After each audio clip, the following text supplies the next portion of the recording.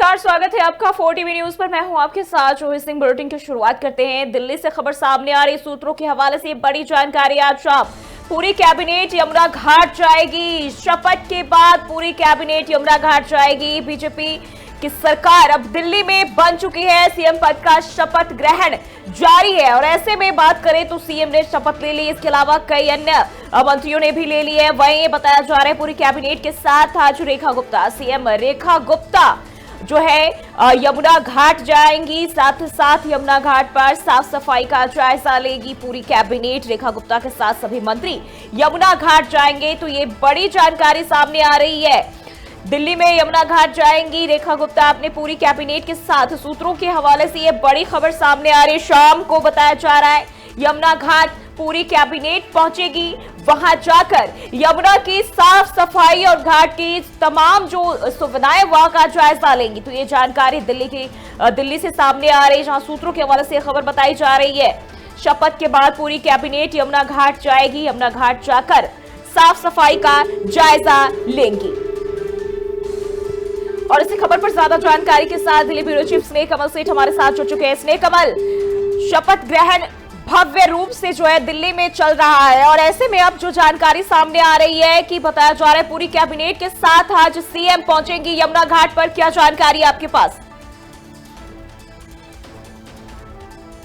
ठीक है, लगता है संपर्क टूट गया है। दोबारा से जोड़ेंगे और बात करें तो जिस तरीके से दिल्ली में नई सरकार का गठन हो चुका है, नई मुख्यमंत्री ने शपथ ले ली है और इसके बाद अब जो कैबिनेट के तमाम मंत्री हैं उन्होंने भी शपथ ले ली है। अब एक भव्य आयोजन समारोह किया जा रहा है शपथ ग्रहण को लेकर और ऐसे में ये बड़ी जानकारी बताया जा रहा है सूत्रों के हवाले से कि शाम को यमुना घाट जाएंगी सीएम रेखा गुप्ता। उनके साथ पूरा कैबिनेट यानी कि उनका पूरा मजमा साथ में होगा और इस दौरान यमुना घाट पहुंचकर साफ सफाई का जायजा लेंगे। तो यह अहम जानकारी सामने आ रही है दिल्ली से, क्योंकि यमुना की अगर हम बात करते हैं, यमुना की साफ सफाई को लेकर चुनावी माहौल जो काफी गर्म रहा है और ऐसे में यमुना पर खास फोकस देखा जा रहा है क्योंकि बीजेपी की सरकार बनते ही या यूं कह ले कि जीत के जो है परचम लहराते ही यमुना में थोड़ी बहुत तब्दीली तो देखने को मिली और वहां यमुना में साफ सफाई की तस्वीरें भी निकल के सामने आई।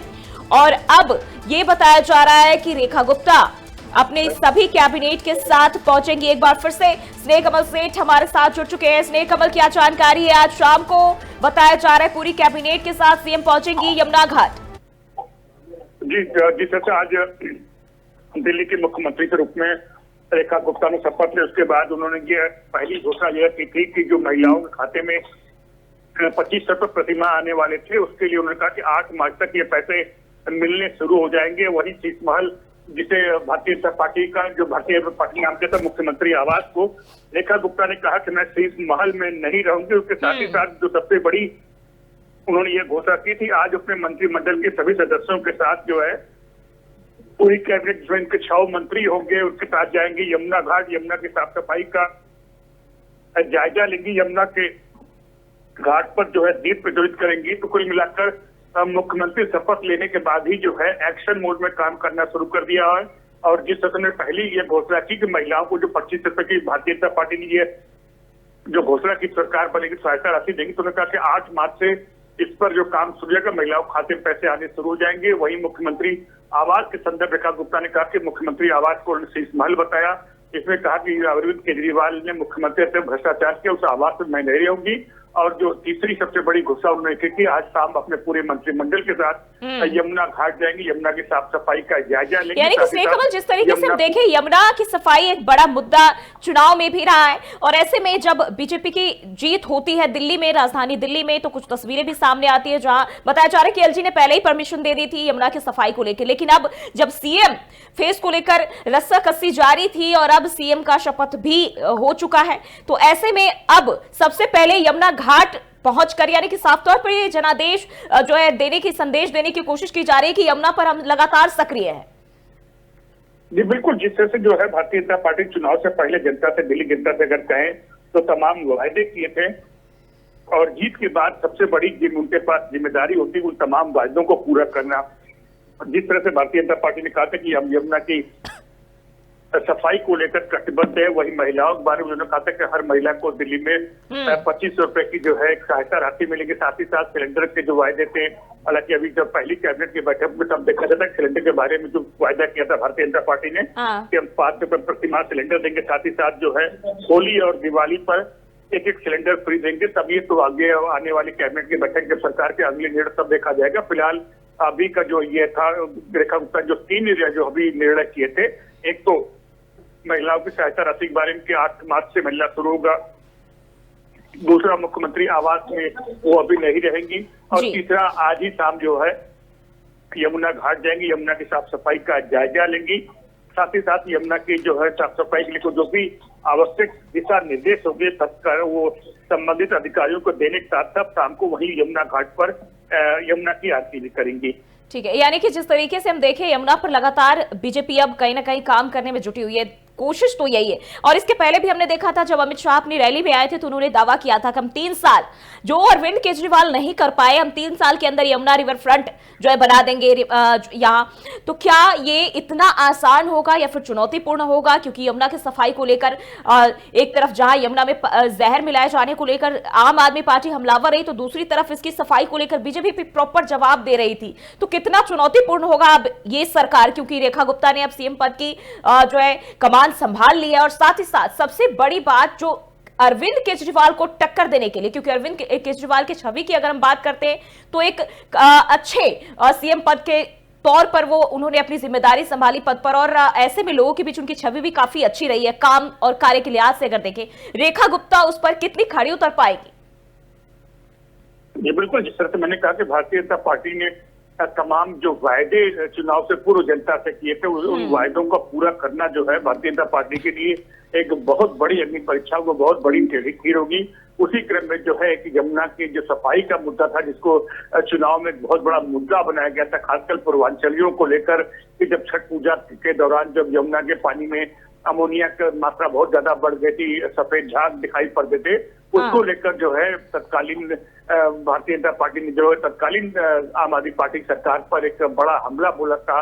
और उस समय जो है आरटीसी लगातार यमुना के दौरे कर रही थी। उसके बाद इन्होंने भारतीय जनता पार्टी ने कहा कि जो है यमुना की सफाई में आम आदमी पार्टी सरकार पूरी तरह से फेल हो चुकी है। जो अरविंद केजरीवाल कहते थे हम आते यमुना को स्वच्छ करेंगे, उसके बाद उसकी डेडलाइन जो थी वो 23 से 25, 25 से 28 करते गए, लेकिन यमुना की सफाई नहीं हुई। उसी क्रम में जो है केंद्रीय गृह मंत्री अमित शाह ने जब दिल्ली में चुनावी रैली के दौरान कहा था कि जो काम अरविंद केजरीवाल अपने 2 कार्यकाल में नहीं कर पाए, हम उसी यमुना की सफाई को मात्र 3 साल में कर दिखाएंगे। तब ये 3 साल की जो डेडलाइन केंद्रीय गृह मंत्री दी थी, अब ये बहुत बड़ी अग्नि परीक्षा साबित होगी।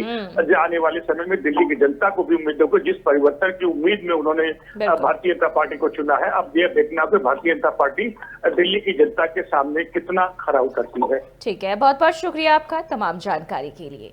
तो अब पूरी कैबिनेट शाम को यमुना घाट पहुंच रही है और नई सीएम रेखा गुप्ता यहां पहुंच रही है और वहां जाकर वो यमुना घाट पर साफ सफाई का जायजा भी लेंगी। तो ये अहम जानकारी सामने आ रही। दिल्ली की सियासत से अब सीएम पद की शपथ हो चुकी है।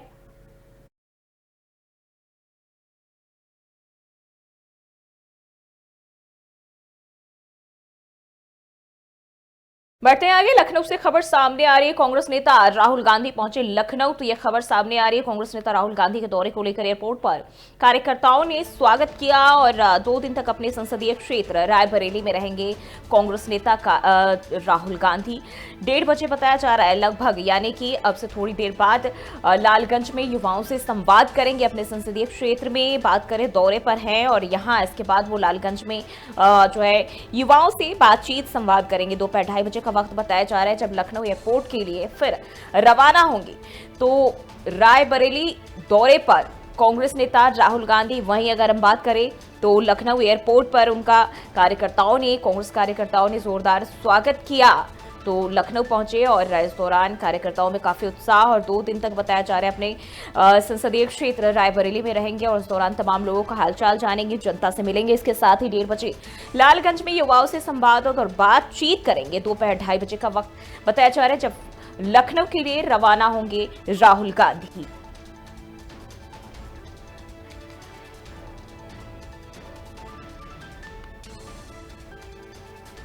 तो लखनऊ से ये खबर सामने आ रही है और राहुल गांधी रायबरेली दौरे पर। बढ़ते हैं आगे, लखनऊ से एक और खबर सामने आ रही है। योगी सरकार का 9वां बजट पेश हुआ है। वित्त मंत्री सुरेश खन्ना ने बजट पेश किया है। वित्तीय वर्ष 2025-26 का बजट पेश किया गया है। लखनऊ विधानसभा में बजट पेश हुआ और बजट में योगी सरकार का बड़ा ऐलान अगर हम बात करें तो यूपी में 4 नए एक्सप्रेस वे बनाए जाएंगे। तो बजट से जुड़ी ये जानकारी सामने आ रही है और इसी खबर पर ज्यादा जानकारी के साथ हमारे संवाददाता आशुतोष हमारे साथ जुड़ चुके हैं। आशुतोष, आज योगी सरकार का 9वां बजट पेश किया गया है, क्या कुछ जानकारी इसको लेकर? जूही जी, ये योगी सरकार का बजट है। इसमें महिलाओं को लेकर के प्रावधान किया गया है बजट में। हाँ। मूलभूत जो संरचना है उस ढांचे को आगे बढ़ाने के लिए बजट में प्रावधान है। बुनियादी ढांचे के विकास की ओर ध्यान दिया गया है। इसी के साथ साथ कृषि, स्वास्थ्य और शिक्षा में भी बड़ा निवेश इस बजट में प्रावधान है। युवाओं के लिए अलग से नई रोजगार योजना लाने का भी प्रावधान है इस बजट में। आपको बताना चाहूंगा कि ये जो बजट है इसका जोर $1 ट्रिलियन इकोनॉमी की तरफ जोर दिया गया है इस बजट में। बजट को पेश करते वक्त वित्त मंत्री सुरेश खन्ना ने कहा कि यह बजट प्रदेश के हर नागरिक को सशक्त करेगा और विकास की नई ऊंचाइयों को छुएगा। वहीं मुख्यमंत्री योगी आदित्यनाथ ने इसे सबका साथ और सबका विकास का बजट बताया है। ठीक है। अगर हम बात करें तो बताया जा रहा है इस बार 8,08,736 करोड़ का जो है बजट है और ऐसे में अगर हम देखें तो वित्त वर्ष 2024-25 के बजट से 9.8% अधिक है, यानी कि इस बार और कुछ खास प्रदेश की जनता के लिए। बिल्कुल, आपको बताना चाहूंगा इस बजट में अवस्थापना विकास के लिए 22%, शिक्षा 13%, कृषि और संबंध सेवाओं में 11%, चिकित्सा स्वास्थ्य के क्षेत्र में 6%, सामाजिक सुरक्षा कार्यक्रमों हेतु 4% का संसाधन इस वक्त इस बजट में आवंटित किए गए हैं। शोध और विकास तथा सूचना प्रौद्योगिकी पे भी बजट का प्रावधान है इसमें। ठीक है। ITI जी ठीक है। आशुतोष, अगर हम बात करें यूपी में जिस तरीके से इंफ्रास्ट्रक्चर को बढ़ाने पर लगातार योगी सरकार काम करती आई है, ऐसे में किसानों और महिलाओं के साथ साथ इंफ्रास्ट्रक्चर के लिए क्या कुछ खास सौगात?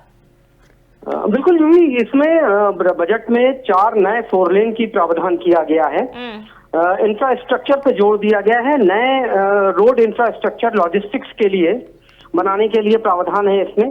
महिलाओं के लिए नए रोजगार के अवसर प्रदान करने के लिए प्रावधान है इसमें। जो युवा हैं वो चाहे इसमें जो 18% युवा हैं इसको आगे रोजगार देने के लिए, स्वावलंबी बनाने के लिए बजट में प्रावधान है। जी ठीक है। इसके साथ साथ अगर हम देखें स्वास्थ्य और शिक्षा पर भी खास फोकस किया गया है। कई जगह एम्स की स्थापना की भी जानकारी सामने आई है। मतलब पूरी तरह से हम देखें ये बजट तमाम वर्गों को रखकर ध्यान में जो है वो तैयार किया गया है। लेकिन आगामी दिनों में युवाओं के लिए स्वास्थ्य के क्षेत्र में बात करें, जो है शिक्षा के क्षेत्र में बात करें, कितना फायदेमंद होने वाला है? जी, उत्तर प्रदेश में महिला स्वामित्व को लेकर के इस बजट में एक शेड्यूल बनाया गया है जो कंपनियों का गठन करेगा और महिलाओं को सामर्थ्य करेगा। ये एक विशेष प्रावधान इस बजट में दिख रहा है। इसी के साथ साथ बालिका शिक्षा को बढ़ाने के लिए सह शिक्षा की व्यवस्था तथा बालिका छात्रावास का निर्माण, बालिकाओं को का सशक्तिकरण। ठीक है। आशुतोष, अगर हम बात करें योगी सरकार की तो मंदिरों पर भी उनका विशेष फोकस रहता है और ऐसे में इस बार जो यूपी में खासकर अगर हम बात करें कई सारे ऐसे मंदिर हैं और मंदिरों पर सरकार काम करती भी आई है। इस बार बजट में क्या खास धार्मिक जगहों को लेकर? इस वक्त अगर बात करें धार्मिक स्थलों को लेकर बजट के प्रावधान में तो ऐसा कोई विशेष प्रावधान इस बजट में नहीं है।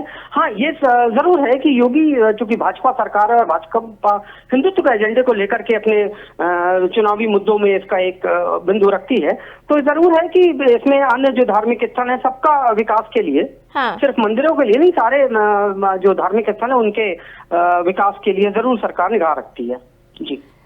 और साथ ही साथ जिस तरीके से महिला सशक्तिकरण की हम बात करते हैं, किसानों की बात करते हैं, युवाओं की बात करते हैं, क्योंकि रोजगार एक बड़ा मुद्दा रहता है और ऐसे में इस बार युवाओं के लिए कितना खास होगा, क्योंकि ये वो वर्ष है जब 2027 में चुनाव भी होने हैं और ऐसे में बीजेपी लगातार जो अपना एक क्षेत्र है, कुनबा है, वो बढ़ाने की कोशिश कर रही है और हर वो तमाम कोशिश कर रही है जिससे लोग उनके समर्थन में आए। तो कहीं ना कहीं ये बजट उसके लिए भी काफी कारगर साबित होगा। ऐसे में अगर हम चुनावी लिहाज से देखें, युवाओं को कितना जो है लाभान्वित करेगा ये बजट?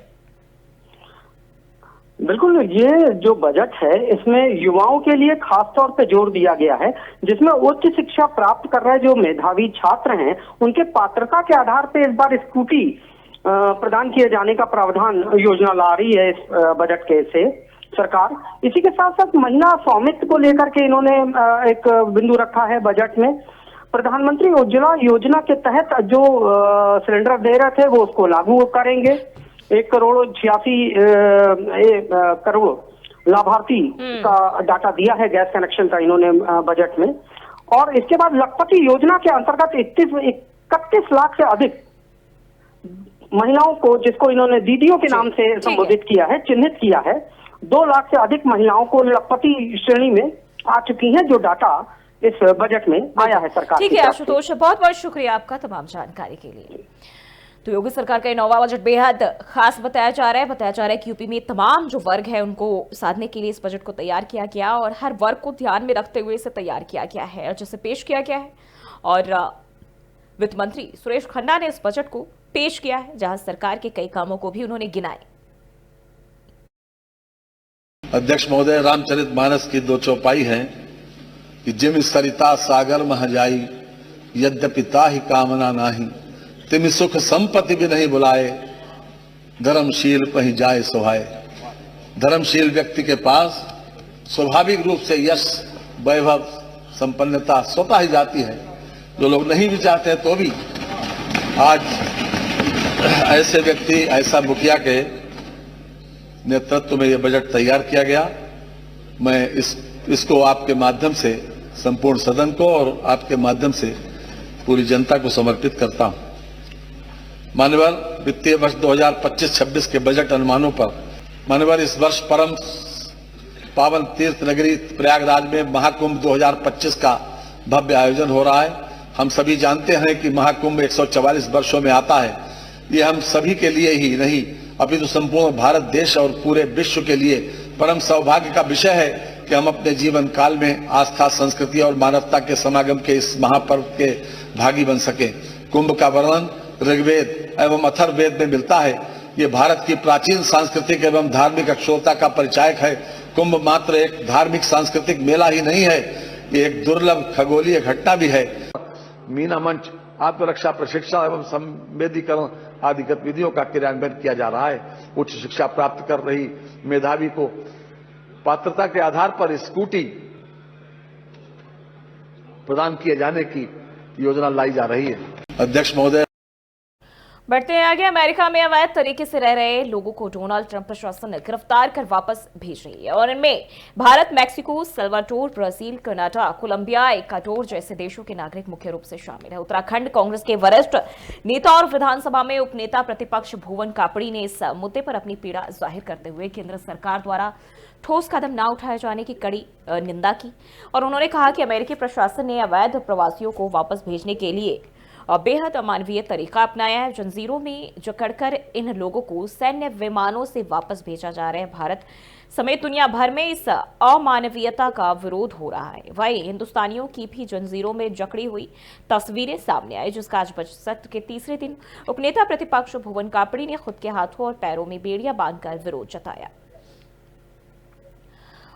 और इसी खबर पर ज्यादा जानकारी के साथ अजय पांडे हमारे संवाददाता हमारे साथ जुड़ चुके हैं। अजय, देखिए हम जिस तरीके से उत्तराखंड का विधानसभा सत्र जारी है और ऐसे में जो डिपोर्ट किए गए नागरिक हैं उनके लिए इसके पहले भी हमने देखा उत्तर प्रदेश में भी सपा नेता ने एक ऐसी ही तस्वीरें जाहिर की थी और अब उत्तराखंड में भी कुछ यही नजारा देखने को मिला। देखिए जो ही जिस तरह से अमेरिका से हमारे जो लोग हैं, हमारे जो युवा हैं वो वापस लाए गए, वो वाकई में काफी अमानवीय रही है, निंदनीय रही है। हाँ। और इसको लेकर के हालांकि केंद्र सरकार की ओर से पहल किए गए हैं, प्रयास किए गए हैं, लेकिन जगह जगह इसका विरोध भी हो रहा है। और इसी कड़ी में उत्तराखंड विधानसभा का जो सत्र चल रहा है, इसी दौरान उप नेता प्रतिपक्ष हैं कांग्रेस के वरिष्ठ नेता भुवन कापड़ी, उन्होंने विरोध जताया है। और आज वो अपने हाथों में जिस तरह से बेड़ियां पहन करके आए थे, जिस तरह से जंजीरों में वो खुद को जकड़ करके आए थे, तो उन्होंने उन युवाओं का, उन लोगों का जो दर्द है वो यहाँ पर प्रदर्शित किया है। और ये बताया है कि हमारे लोग, हमारे परिवार के ही ये जो लोग हैं, देश के लोग हैं, वो अगर वहां पर अमेरिका में हैं और उनके साथ इस तरह से अमानवीय घटना की जा रही है, उनके साथ अमानवीय व्यवहार किया जा रहा है, तो वाकई में काफी निंदनीय है। और इस तरह की जो घटना है ये नहीं होनी चाहिए। और उन्होंने इस बात को भी इंगित किया है कि हमारी सरकार को भी, यानी केंद्र सरकार को भी इस दिशा में ठोस पहल करनी चाहिए थी और अपने लोगों को खुद लाने का प्रयास करना चाहिए था, क्योंकि अगर जिस तरह से उनको लाया गया है वो काफी अमानवीय कृत्य है। उनको जकड़ करके वीडियो से जिस तरह से भारत भेजा गया, उनका अपमान किया गया, ये उचित नहीं है। जी जी ठीक है, लेकिन जिस तरीके से देखें हम लगातार जो नेता है अन्य अलग अलग दलों के, वो अपना इसको लेकर विरोध जता रहे हैं, केंद्र सरकार कोशिश कर रही है, लेकिन अब जब विधानसभा का सत्र जारी है, क्या इसको लेकर किस तरह की चर्चा की संभावना है?